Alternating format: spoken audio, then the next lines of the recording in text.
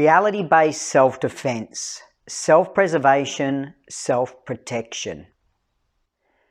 In this part of the course, we are going to look at something that is quite unique to MDTA. It's my philosophy and ideology. When we talk about reality-based self-defense, many of the systems and tools for application that you'll learn in situational awareness and in conflict management is a combination of knowledge and experience through my own education and experience throughout the years, where we've taken what works and put it together to develop and produce training packages that are used internationally and are used for government, law enforcement, security operations, as well as for general public training. And they have been unique in certain aspects in the delivery and focusing heavily on rapid prime decision-making processes, and in those knowledge and application courses, whether it be online or face-to-face training or in seminars, using that funnel training approach to give people tools and systems that they can use for a high probability factor for success under duress and stress. Is that what we're going to cover in this part of the course is my own personal philosophy and ideology that I have used for many years in my own personal self-defense situations, as well as in my professional environments, and working in anti-human trafficking and dealing in low, medium and high risk environments. Is if we are going to defend ourselves, we need to understand the realities of what we're facing and what tools we can use to give ourselves that chance to at least respond or react, so we have an advantage and not put in a position of disadvantage.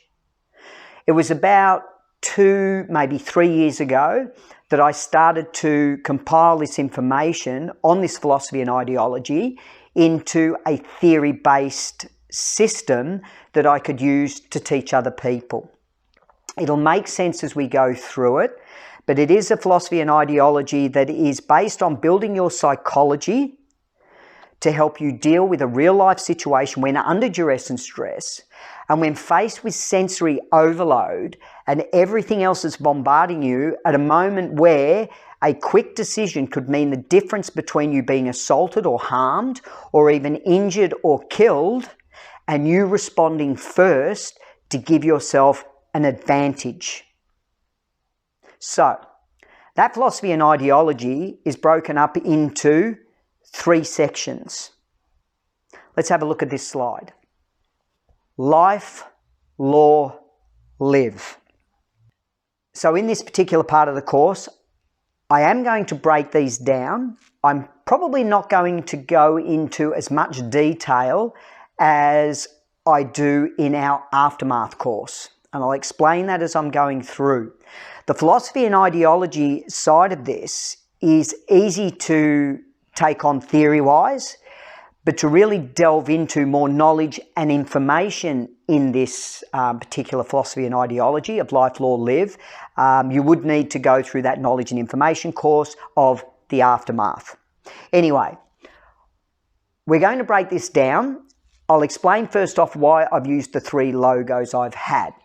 Because when we talk about self-defense, and I'm not talking about situational awareness here or conflict management, I'm talking about the physical time to stand and deliver. In other words, to physically defend yourself.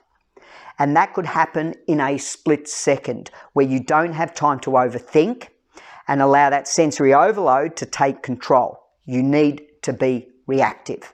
And that starts with building the psychology. Yes, the physiology is important.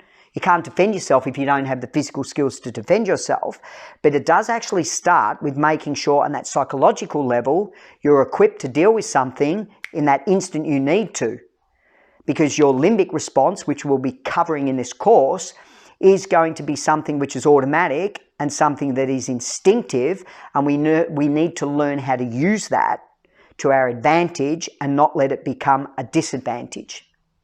So the life, law, live philosophy or ideology is a psychological approach to rapid prime decision-making processes to use as a tool and application in real-life situations. So the reason I've used here a family is because when we talk about life, self-defense is obviously about defending yourself or defending somebody else, whether it be a family member or a complete stranger, whatever the reason being, is the first part here, or the first priority or part of this life, law, live philosophy and ideology, is that life has to come first. Self-defense is about defending myself or defending those I need to defend. Now, when we look at the second part, law is, and that's why we've used here a law logo, is law may or may not be involved in a self-defense type situation. If you're involved in a self-defense type situation where it's at a low scale and police haven't been involved and the law hasn't been involved for whatever reason, it's probably not going to affect you at all. But if in that self-defense situation, law has been involved because maybe somebody has got hurt or injured, whether it be yourself or somebody else, is there's a high probability, especially if it is a high-level assault and or even somebody has unfortunately died through the incident, is there is going to be law involved. So when we look at life, law, live, we need to understand that law may or may not be involved, but we need to have a look and understand what if it is involved. And then when we look at live, and you see at the end there, I've got the jigsaw puzzle. It's because when we talk about live, we're talking about living with the consequences of defending ourselves. So what I mean by that is if I've had to defend myself and the law's not involved, I'm still going to have to live with the consequences of what happened in that self-defense type situation. There may not have been any physical aftermath or effects, but maybe there is some emotional or psychological effects from dealing in that self-defense situation. So even though law wasn't involved, I'll need to be able to put those pieces of puzzle back together, meaning my life, to make sure that I continue as a survivor of that incident and not as a long-term victim. And if the law is involved, same thing again. I'm going to have to live with the consequences and work out how to put that puzzle back together to come out the other end as a survivor and not a long-term victim. So what we need to understand with the life, law, live, it is a priority system. I'm training on a psychological level. I'm training a priority system. And that priority system is priority 1 is life. Priority 2 is law. And then priority 3 is living with the consequences. I know when I run face-to-face training, so not so much online training because it's a bit difficult.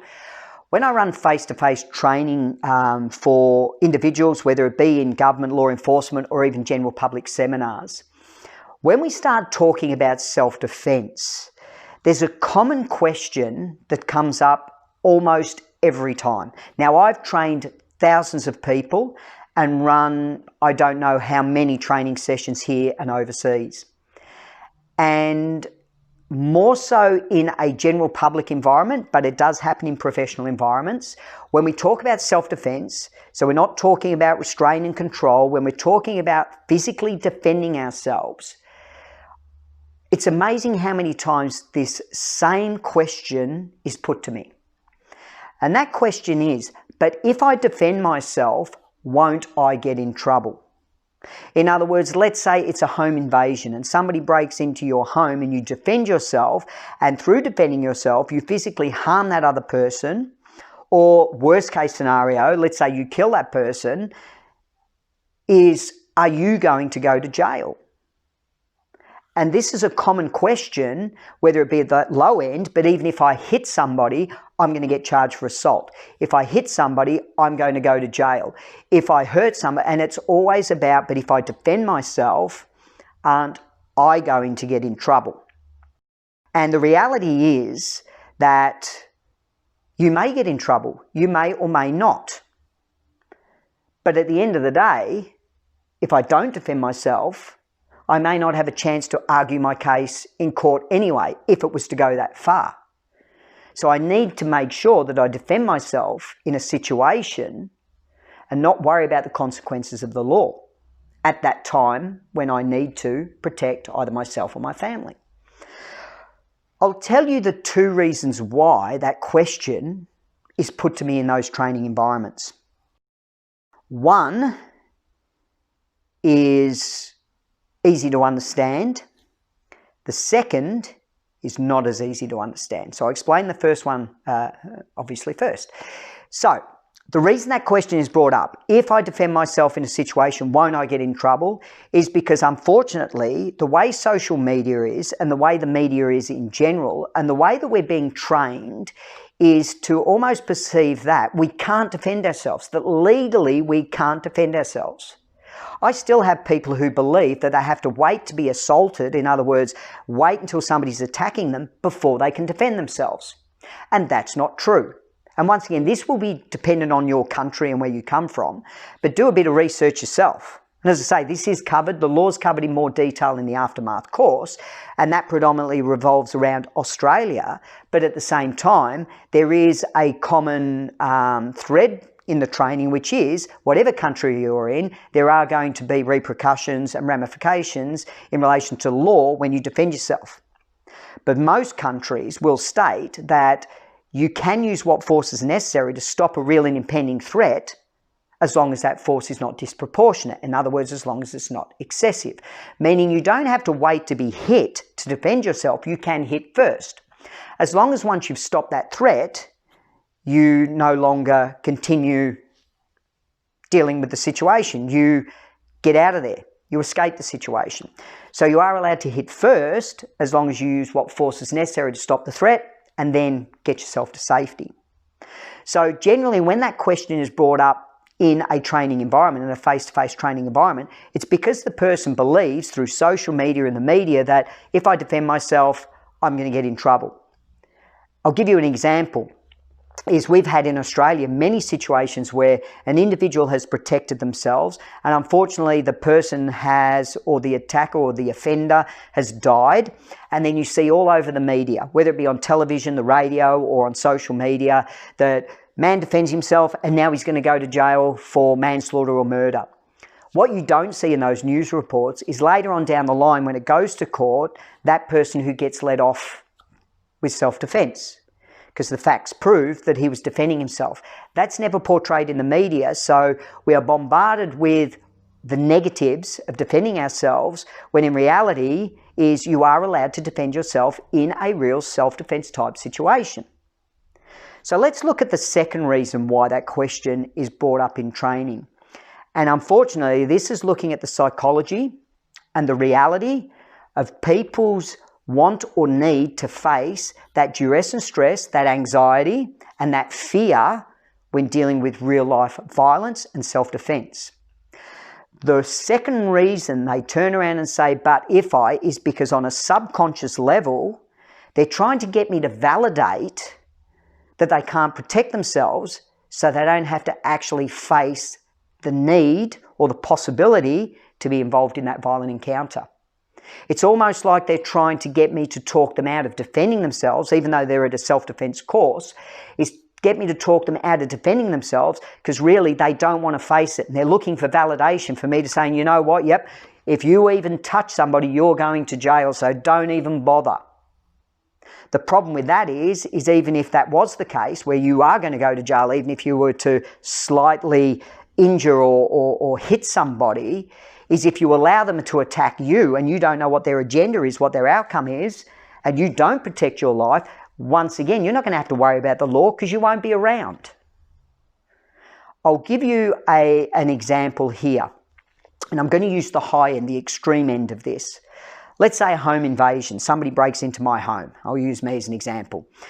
Let's say they break into my home. It's the middle of the night. I've got my family and we're all asleep. And that person breaks into the home and all of a sudden I wake up and I hear something. And I come out to investigate and I'm confronted by the person that's broken into my home. And all of a sudden this person becomes aggressive and violent and I realise they're not just going to run. There is going to be a confrontation. There is going to be a violent encounter. Now, if I don't defend myself there and then, and their decision or outcome is to physically hurt me, if not kill me, then I've exposed my family, my wife and my kids, to possible threat and danger as well. So if that person breaks in and I confront them, I'm going to use physical self-defense to defend myself and to defend my family. So we're going to look at this in two ways. Let's say the outcome is that unfortunately the person is now deceased. I've killed them. Didn't mean to, but that's what's happened. Two things are going to happen is, yes, the law's going to be involved, but when it goes to court, I'm going to have to argue my case, or my lawyer's going to have to argue my case and try and make sure that I'm cleared and that it is deemed as self-defense. And let's say it all goes in my favour and it is deemed as self-defense and no jail time served, no conviction, off I go home back to my family. I've killed a person. I'm going to have to live with the consequences. I'm going to have to learn how to put that puzzle back together and live with those consequences and come out the other end as a survivor and not a long-term victim. I'm going to have to deal with not only the physical side to what happened, I'm going to have to deal with the emotional and psychological after effects of that particular situation. So I've protected myself, the law worked in my favour, and now I've got to work out how to live with the consequences. Let's look at that same situation, but this time it goes to court and my lawyer argues my case, but a jury finds me guilty, whether it be of manslaughter, murder, whatever the case. And let's say I'm doing 15, 25 years, even life in prison. I defended myself, the law was involved, but unfortunately I've gone to jail. But I've still got to put the pieces of the puzzle back together. And the pieces of the puzzle in this particular instance for myself is I've protected my life and I've protected my family's life. I've now got to live with the consequences of serving my time in jail. But I still wouldn't change it because priority one, I protected a life. So I've got to learn how to put those pieces of the puzzle back together to come out the other end as a survivor and not a long-term victim. So when we're building that psychology in regards to whether I should defend myself or not, life, law, live. So I'm going to break them down in a little bit more detail so you can understand them and what I mean by this priority system. So priority one, in any violent encounter, your life and the life of those you may need to protect is your highest priority. Two, in any violent encounter, the law will be my secondary thought and will not override my highest priority to protect my life or those I need to protect. And three, after any violent encounter, I will live with the consequences of my actions that were taken to achieve my highest priority to protect my life or those I needed to protect. So as you can see in the priority list is no matter what, protection of life, priority number one. Whether law is involved or not, and in the example I just gave, the law was involved, there could be two outcomes. But I cannot allow the law, so if we go back to that situation where I get asked so many times in self-defense seminars, but if I protect myself, that means that if you've asked me that question, but if I protect myself, won't I go to jail or won't I get charged?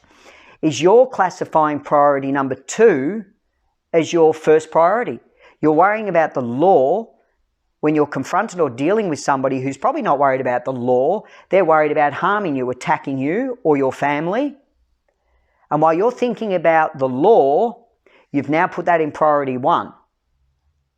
We need to not think about whether you're going to get in trouble or not, or whether you're going to get charged or not. Priority one, in any violent encounter, your life, okay, and the life of those you need to protect is your highest priority. Law will be your secondary priority. And then three, looks after itself, is whether it is counselling, psychological services, whatever you need to help you put the pieces of the puzzle back together, to live with the consequences of your actions of making priority number one.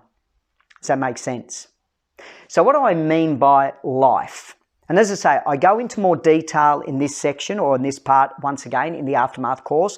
Here it's more of a concise version, but it's important when we're going to learn some physical self-defense skills that if we don't get the psychology right to defend ourselves as soon as we feel under threat and we know we're about to be harmed, is if we're thinking about the law first, you are going to be the one that's hopefully coming out the other end after being assaulted because you didn't do anything to protect yourself or your family. Whereas having priority one in that mindset is you are going to protect yourself first and then worry about the law. So when we talk about self-defense and talk about life, we generally break it down into two classifications. But in those two classifications, there's one that we all know about, and there's one where in that classification, there's actually two components that we look at, or two areas we look at. So first off, we know self-defense as defending yourself. Then there's a classification of defending your family, or what we call third-party protection. And in that third classification, which is actually part of that second third-party protection, is protecting others. So when we think about self-defense, this is generally how we break it up. You obviously are learning self-defense either for protecting yourself if you get into a self-defense type situation, or you're learning self-defense to protect your family.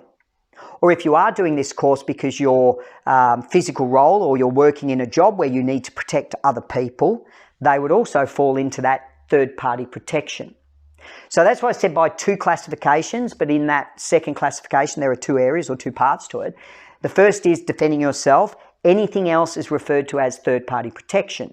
Remember, we're trying to break the information down and make it less to think about to understand when you're protecting yourself, you're either defending yourself or defending somebody else. So although we're going to put your family and others in third party, what we mean by that is if I've got somebody who's about to attack me, okay, there's myself, the attacker. If they're going to attack me and maybe somebody else, then there's myself, the attacker, and the third party. If that's a random stranger or individual that I've decided to help or intervene and help in a self-defense type situation, you've got myself, the attacker, and the third party, the person I'm about to try and protect. So the easiest way to remember this is we do break it down into that yourself, your family and others, which come into that third party protection.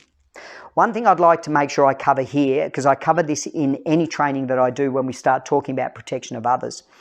Another question that is put to me many times in face-to-face training is, should I protect somebody else? In other words, if you see a situation where maybe somebody is under threat or being attacked, should you intervene and should you try and help defend that person that maybe is being attacked? I never tell people whether you should or shouldn't protect another person, but you need to understand whether you've got the skills and whether you can protect another person. Because if you intervene in a self-defense type situation because you want to be the good Samaritan and help out, and that's fine. As I say, I'm never going to tell somebody whether they should or shouldn't. But keep in mind, if you intervene in a violent encounter, that aggression and violence from that attacker could then turn on you. It's what I call a replacement. You become the replacement for that person's aggression and violence. Especially if it's more so a random attack where they're going to attack anybody. If you've now intervened and stopped them attacking somebody else, you may now be the person that they're going to focus on. So once again, I don't say whether you should or shouldn't intervene. You need to understand your skill set, your level of skills, and once again understand that in real violence, you have no idea if that person is carrying a weapon, what their capabilities are or their skills are. If they're on a drug like ice, which is going to give them not only psychotic episodes, but strength and pain compliance or tolerance that you've never experienced before, so you're probably not going to hurt them by trying to hit them or strike them. You're not going to be able to take control of them because they're going to be, 10 times stronger than what you are. So there's all these factors that we need to consider before we intervene and help somebody else in a self-defense type situation. So once again, I'm not saying whether you should or shouldn't, and some people, unfortunately, are simply reactive and get involved in a self-defense situation without thinking about it, even though they haven't got the skills. So think about it like this. What is it we see on the news when we do hear of somebody intervening, a good Samaritan, getting involved in a situation and helping somebody else? There's usually two outcomes. They're both heroes, but one is a live hero and one is a dead hero. In other words, one has intervened in that situation as a good Samaritan and dealt with the situation and come out the other end alive and noted as a hero. The other has gone into that same situation, unfortunately has protected the other person, but maybe has died in the incident, as in the person trying to protect the other person has died. So now they're a hero, but they're a dead hero. They may have a wife, a family, have now been left without a father, a husband, a partner, whatever else. So as I stated, I don't tell you whether you should or shouldn't intervene. We need to understand the consequences, the ramifications and the aftermath of a self-defense type situation. If you don't have the skill set and you're not prepared, is you could come out the other end a hero, but you may be a dead hero or a live hero. So as I say, I never tell people whether they should or shouldn't. You just need to understand your capabilities, your possibilities, and what limitations are involved. And we will actually cover capabilities, possibilities, and limitations later in this course. Okay, so when we're looking at protecting yourself, your family, and others, life, priority 1, law, priority 2, and live, priority 3. So the mindset for training in reality-based self-defense for those rapid prime decision-making processes is that philosophy and ideology of life, law, live. So as we come to the end of this particular part of the course, that's what your rapid prime decision-making tool is here, and that system for application is in a real-life self-defense situation.